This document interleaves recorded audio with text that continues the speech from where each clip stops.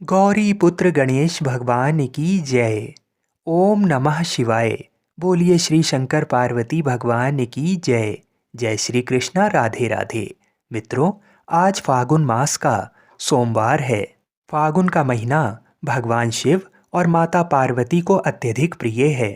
जो भी व्यक्ति श्रद्धा भाव से फागुन सोमवार का व्रत करता है और सोमवार की व्रत कथा को सुनता है तो उस व्यक्ति पर भगवान शिव और माता पार्वती जी की अवश्य कृपा होती है। सोमवार का व्रत रखने से मनुष्य की दुख और चिंताएं दूर होती हैं एवं शरीर के रोगों से मुक्ति मिलती है। इसके अलावा इस व्रत को करने से कुंडली में चंद्र ग्रह की स्थिति मजबूत होती है। तो आज मैं आपको सुना रहा हूँ सोमवार व्रत की बड़ी ही दुर्लभ कथा। तो इन कथाओं को बड़ी ही श्रद्धा और प्रसन्नचित मन से पूरा अवश्य सुनिएगा। किसी नगर में एक धनी व्यापारी रहता था। दूर दूर तक उसका व्यापार फैला हुआ था। नगर के सभी लोग उस व्यापारी का सम्मान करते थे।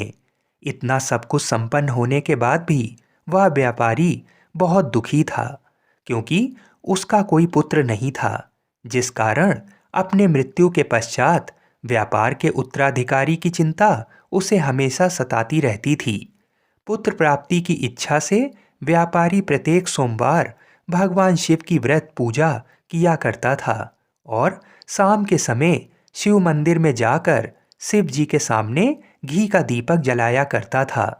उसकी भक्ति देखकर माँ पार्वती अत्यधिक प्रसन्न हो गईं और भगवान शिव से उस व्यापारी की मनोकामना पूर्ण करने का निवेदन किया। भगवान शिव बोले, इस संसार में सबको उसके कर्म के अनुसार फल की प्राप्ति होती है। जो प्राणी जैसा कर्म करते हैं उन्हें वैसा ही फल प्राप्त होता है। शिव जी द्वारा समझाने के बावजूद माँ पार्वती नहीं मानी और उस व्यापारी की मनोकामना पूर्ति हेतु वे शिव जी से बार बार अनुरोध करती रहीं। अंततः माता के आग्रह को देखकर भगवान भोलेनाथ को उस व्यापारी को पुत्र प्राप्ति का वरदान देना पड़ा। वरदान देने के पश्चात भोलेनाथ माँ पार्वती से बोले, आपके आग्रह पर मैंने पुत्र प्राप्ति का वरदान तो दे दिया, परंतु इसका ये पुत्र 16 वर्ष से अधिक समय तक जीवित नहीं रहेगा। उसी रात भगवान शिव उस व्यापारी के स्वप्न में आए और उसे पुत्र प्राप्ति का वरदान दिया और उसके पुत्र के 16 वर्ष तक जीवित रहने की भी बात बताई। भगवान के वरदान से व्यापारी को खुशी तो हुई, लेकिन पुत्र की अल्पायु की चिंता ने उस खुशी को नष्ट कर दिया। व्यापारी पहले की तरह सोमवार के दिन भगवान शिव का विधिवत व्रत करता रहा। कुछ महीनों के बाद उसके घर एक अति सुंदर बालक ने जन्म लिया और घर में खुशियां ही खुशियां भर गईं। बहुत धूमधाम से पुत्र जन्म का समारोह मनाया गया, परंतु व्यापारी को पुत्र जन्म की अधिक खुशी नहीं हुई, क्योंकि उसे पुत्र की अल्पायु का रहस्य पता था। जब पुत्र 12 वर्ष का हुआ तो व्यापारी ने उसे उसके मामा के साथ पढ़ने के लिए वाराणसी भेज दिया। लड़का अपने मामा के साथ शिक्षा प्राप्ति हेतु चल दिया। रास्ते में जहाँ भी मामा भांजे विश्राम हेतु रुकते वहीं यज्ञ करते और ब्राह्मणों को भोजन कराते। लंबी यात्रा के बाद मामा भांजे एक नगर में पहुँचे। उस दिन नगर के राजा की कन्या का विवाह था, जिस कारण पूरे नगर को सजाया गया था। निश्चित समय पर बारात आ गई, लेकिन वर का पिता अपने बेटे के एक आंख से काने होने के कारण बहुत चिंतित था। उसे भय था कि इस बात का पता चलने पर कहीं राजा विवाह से इनकार ना कर दे, इससे उसकी बड़ी बदनामी भी होगी। जब वर के पिता ने व्यापारी के पुत्र को देखा तो उसके मस्तिष्क में एक विचार आया। उसने सोचा, क्यों ना इस लड़के को दूल्हा बनाकर राजकुमारी से विवाह करा दूं। विवाह के बाद इसको धन देकर विदा कर दूंगा और राजकुमारी को अपने नगर ले जाऊंगा।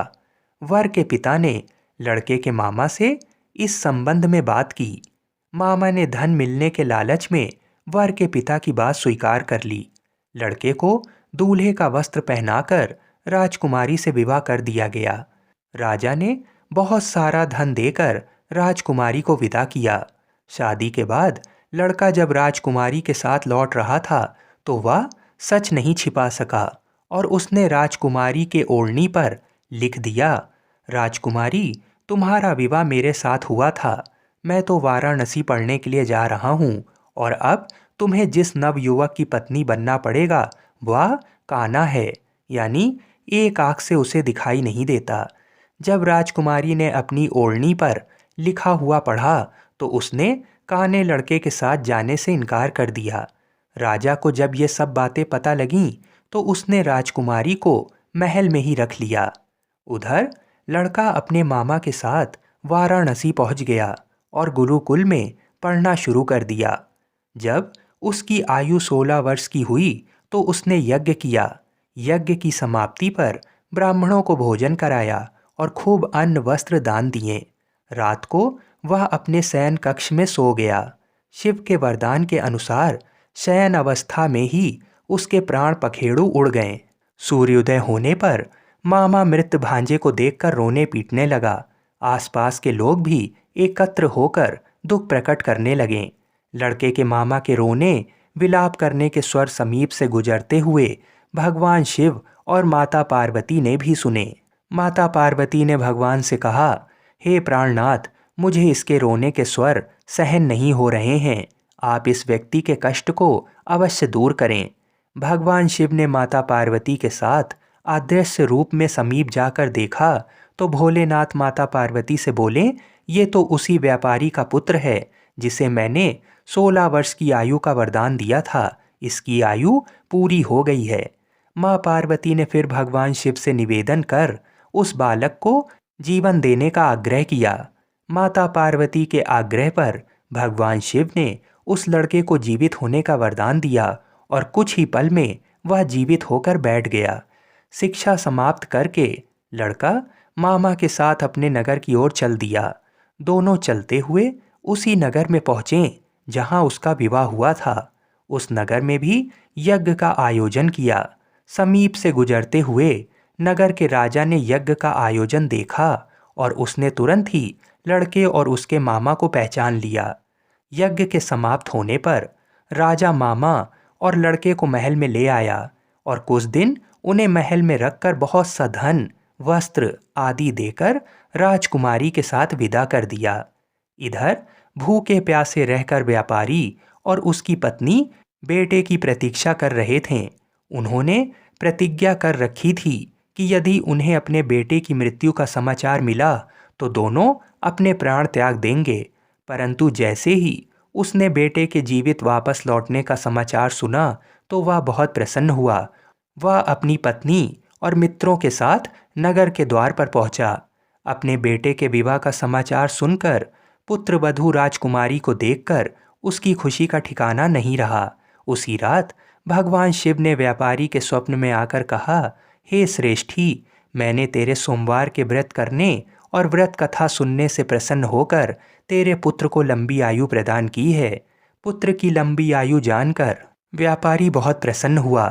शिव भक्त होने तथा सोमवार का व्रत करने से व्यापारी की सभी मनोकामनाएं पूर्ण हुईं। इसी प्रकार जो भक्त सोमवार का विधिवत व्रत करते हैं और व्रत कथा सुनते हैं, उनकी सभी इच्छाएं पूरी होती हैं।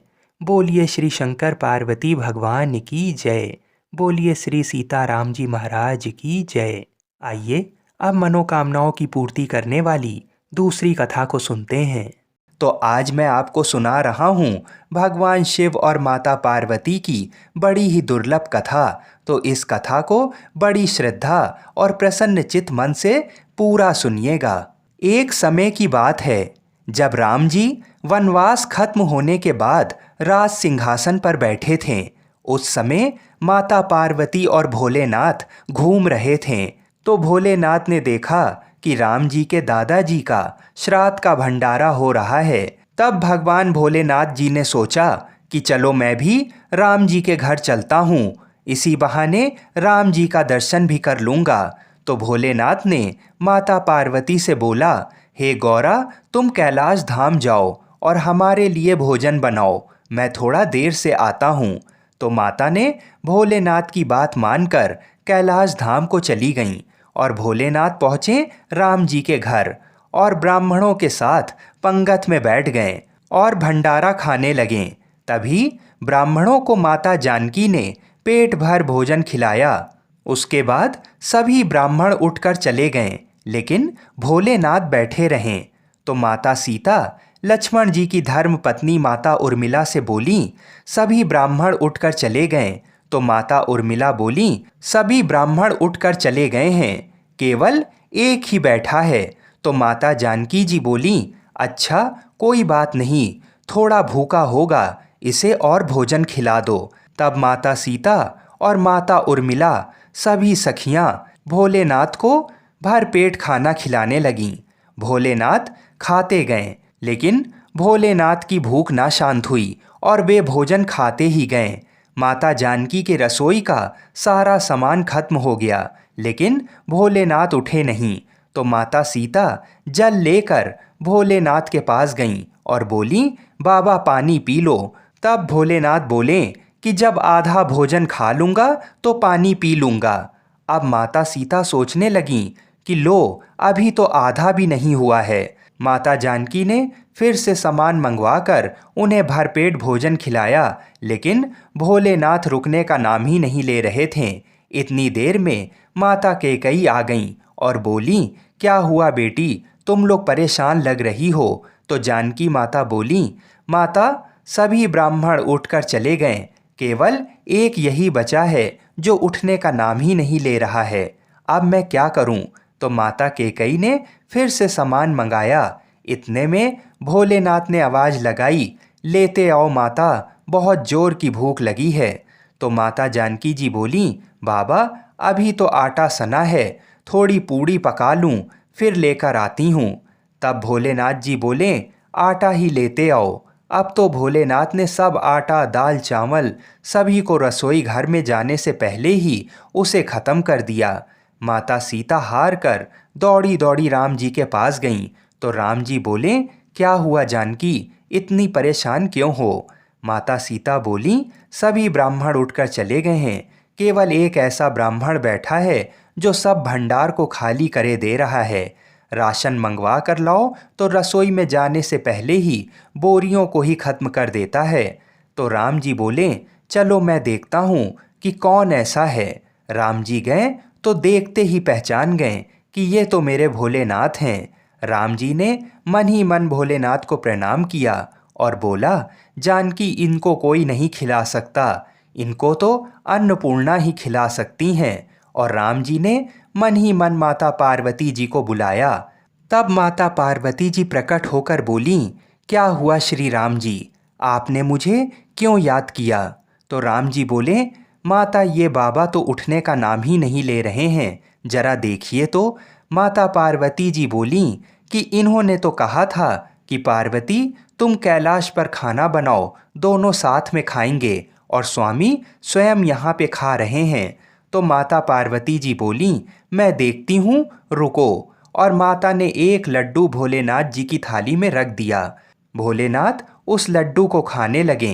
अब तो भोलेनाथ खाते गए, लेकिन लड्डू खत्म हो ही नहीं रहा था। भोलेनाथ ने सोचा, ये लड्डू खत्म क्यों नहीं हो रहा है, और ये तो जाना पहचाना लड्डू लग रहा है। भोलेनाथ जी ने सोचा कि ये कौन सा लड्डू माता सीता उन्हें खिला रही हैं। तब उन्होंने नज़र उठाकर माता सीता को देखना चाहा। तब सामने माथे पर लाल बिंदी लगाए स्वयं अन्नपूर्णा माता पार्वती खड़ी थीं। माता बोली, और कितने लड्डू रख दूं। माता पार्वती को देखते ही भोलेनाथ बोले, बस हो गया, और मेरा पेट भी भर गया है।